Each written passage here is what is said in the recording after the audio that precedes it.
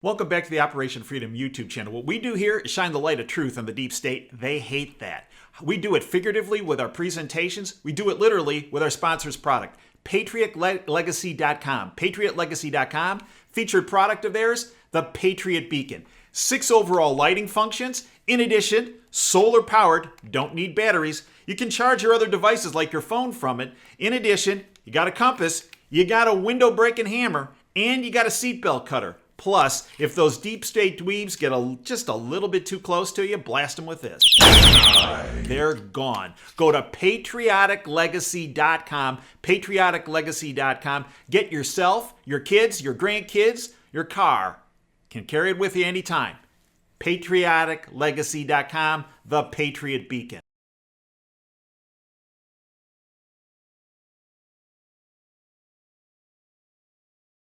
Hi, I'm Dr. Dave Janda. Welcome back to Operation Freedom Briefings. The goal of these briefings and my weekly radio show, also named Operation Freedom, is to provide you information the bought-off, lamestream, fake media will not touch. You can join us on the radio show. It's free. Every Sunday, stream it live from 2 to 5 Eastern. Just go to davejanda.com. Right in the middle of the home page, toward the top, it says Listen Live. Hit it. It'll take you to Wham Talk 1600's streaming service. Hit the play button. Become a part of our family. We're there for you every Sunday from 2 to 5. Also available on this YouTube channel 24/7 and at davejanda.com. Excuse the voice today. Battling, it's prime time sinus season here in Michigan. So battling that and a little hoarseness. Went to the Michigan-Ohio State game. And unfortunately, the Wolverines did not do so well. Congratulations to the Ohio State Buckeyes and their fans. They really put the hurt on University of Michigan. So maybe next year, then again, maybe not. Ohio State has won 3, I believe, or Michigan has won 3 of the last 19 encounters. Not very good odds. Let's focus today on the IG report and the deep state's fabrication of evidence. Now, many people believe that the IG report from Inspector General Michael Horowitz in the Department of Justice is not going to lead to any fruitful information and will not hold the deep state puppets accountable. I get that. I understand that. We have very little to show as far as prosecutions and indictments over the past several years.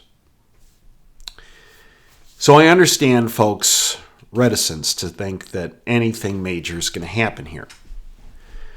On the other hand, if you look at the first report issued by Horowitz on the Hillary Clinton email issue, there was significant information that came forward on the deep state puppets that was very negative.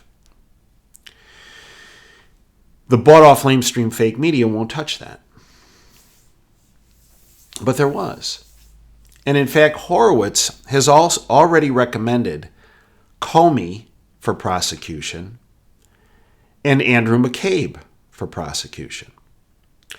And if you see the way a number of the other deep state puppets have been acting of late, it's obvious that they are very upset about what's coming through Horowitz, through Barr, and through the prosecutor Durham. Now, there have already been some significant leaks occurring. Now, let me tell you how this IG report, as I understand it, works. When the IG report was finished, there are certain principles from the deep state that are named in it. They are sent a draft copy of it, as are their attorneys. They then respond to what is in the report. And then the Inspector General and his team then respond to what the puppets and their attorneys have counterclaimed. This is what's taken so long, in addition to declassifying part of the report. And the declassification is not just one person saying it's declassified, it has to go through this entire process. Now, the leaks that have come out over the past week through the New York Times and the Washington Post, I believe are all leaks emanating from either the puppets that are named in the report or their attorneys, or both. The leaks have come, as I said, from the New York Times and the Washington Post. Now, these are tools of the deep state. They're part of the problem, not the solution. And I hope that none of you bought into what the New York Times and the Washington Post put out there. And the reason why I say that is these are the same people that for 3 years told you in no uncertain terms that it was a certainty that Donald Trump would be brought down by Mueller and that there was Russian collusion. So what's frustrating is why so many people in the freedom movement are now buying into, oh, woe is me, woe is our country, the IG report, Barr and Durham, nothing's going to happen. Just look at how they're acting. Clapper is out there saying, well, Obama told us to do all this stuff. Brennan is beyond hysterical and delusional. And now we have Lisa Page acting as though she's a victim. These are not actions of people who are confident that the future is going to be rosy and bright for them. They're trying to get ahead of the narrative, just as McCabe was and Comey was. So the IG report is going to come out December 9th. There's going to be a Senate hearing on December 11th. Now, there's already been a couple issues that have come forward, not from the New York Times and the Washington Post. This from the Washington Examiner. Department of Justice Inspector General finds numerous issues with FBI management of secret sources. This is really important. A newly released assessment from the Justice Department watchdog found numerous issues related to the FBI's validation process for secret sources. Remember, it was the secret sources that were used in the Steele dossier, in all these issues related to General Flynn, in all of the deep state smoke and mirrors that's occurred over the past 3 years. And now, these sources are getting smoked out by the Inspector General of the Department of Justice. Here's what the Inspector General said and his team, quote, ineffective management and oversight of confidential sources, now listen, can result in jeopardizing FBI operations, such as what? Operations in investigating Hillary's emails, in the entire FISA process, in the General Flynn prosecution, in the Paul Manafort prosecution, in the Roger Stone prosecution, in the George Papadopoulos prosecution, and placing FBI agents, sources, subjects of investigation, such as General Flynn, and the public, you and me, in harm's way, end quote. That's Horowitz. Now, many people say that Horowitz is a tool of the deep state. Does that sound like a comment from a puppet of the deep state? Like a Andrew Weissman, Mueller's right-hand rat? No. Multiple confidential human sources were used in the counterintelligence investigation of the Trump campaign, including Cambridge professor, and this is a name that we've talked about before, but you need to focus on it, Stephen Halper. Remember, Stephen Halper goes all the way back to being linked and a tool and a puppet of not just the FBI, but the CIA, and in particular, the Bush family. Remember, I pointed this out before. When Ronald Reagan called over to formally ask George H.W. Bush to be his vice president, which, by the way, as I've outlined on our subscription service, was not President Reagan's first choice, by the way, or second choice, or maybe even third choice. It was Stephen Halper who answered the phone.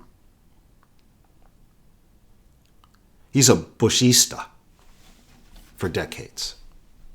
Part of the problem. A CIA tool.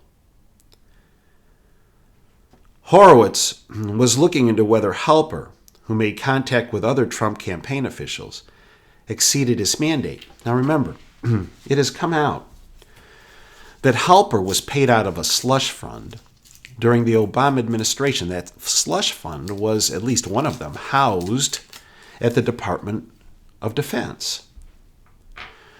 There's another name that those on our subscription service are very familiar with, is Adam Levinger, who was at the Department of Defense, who outed Halper years ago as being a tool of the deep state and getting this slush fund money.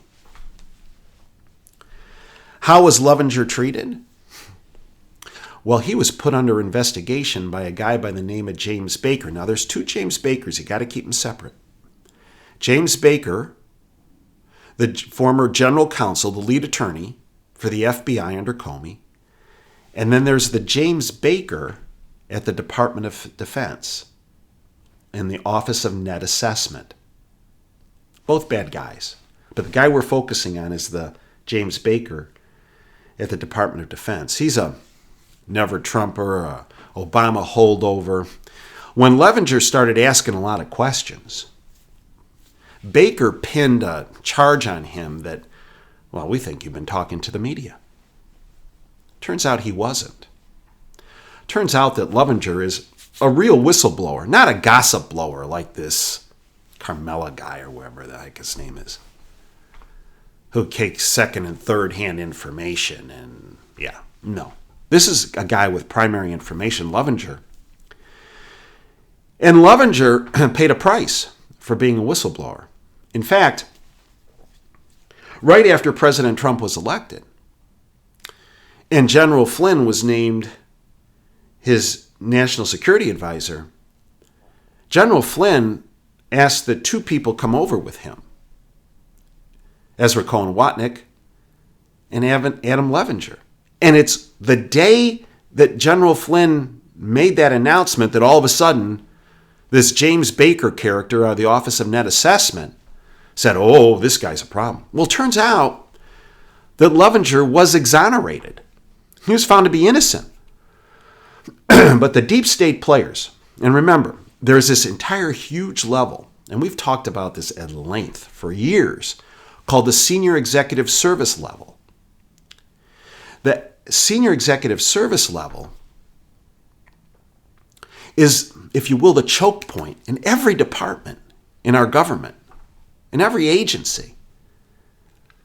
They're the ones who are the minions of the deep state. Levinger was found to be innocent, yet this Senior Executive Service level blocked Levinger and his attorneys from knowing that he was exonerated for months. So when I.G. Horowitz talks about sourcing issues, he's talking about Stephen Halper, who was based out of the UK, who was there to set up, dirty up Papadopoulos, and also General Flynn. But there are other players that I think you're going to hear their names again and again. Mifsud, another Western asset, although Mueller identified him as a Russian asset. Sorry, dude works for the CIA. Probably has some ties, actually has ties into the FBI as well. One of these sourcing issues that Horowitz has alluded to. Mifsud was based in Italy, again, to dirty up Papadopoulos so that they could gain entry into the Trump campaign.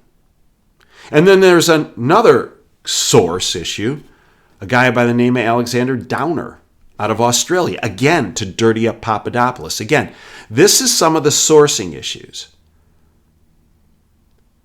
that I.G. Horowitz is speaking about. Now remember, I.G. Horowitz cannot indict anybody. He can recommend people to be charged, as he did with Comey and McCabe. But he doesn't have the power to indict anybody. He also doesn't have the power, because this is really important. Because when this report comes out, people can say, well, he didn't name the CIA and he didn't name... No, he can't. He can't.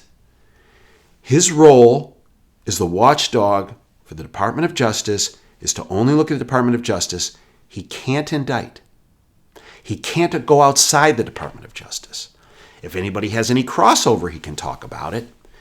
But remember, his primary function was to look at the FISA abuse issue. Okay? The FISA process. Now, what do I believe is going to happen? I believe what Joe DeGeneva and Victoria Tenzing and Sidney Powell have spoken about is accurate. It coincides with what I'm hearing from my sources. And that is that the 4 FISA warrants which were issued against Carter Page, who was a low-level player in the Trump campaign, I believe, based on the sourcing, is going to show that they were all done and applied illegally. And the reason is because these FISA warrants were based on false and fraudulent information, such as the Steele dossier, which was paid for by the Clinton campaign and the DNC. Steele testified in court well over a year ago, saying that, well, and this was in London, where he said, well, my role is to ensure Hillary, well, she didn't get elected, that, well, the election could be overturned in her favor.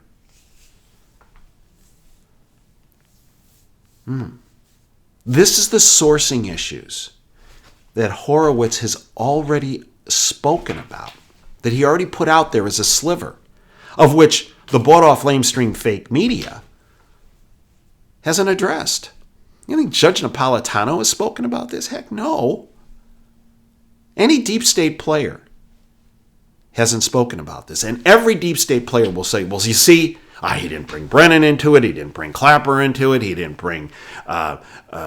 No. His role, just remember this for next week, is to look at the FISA abuse issue. Period. That's it.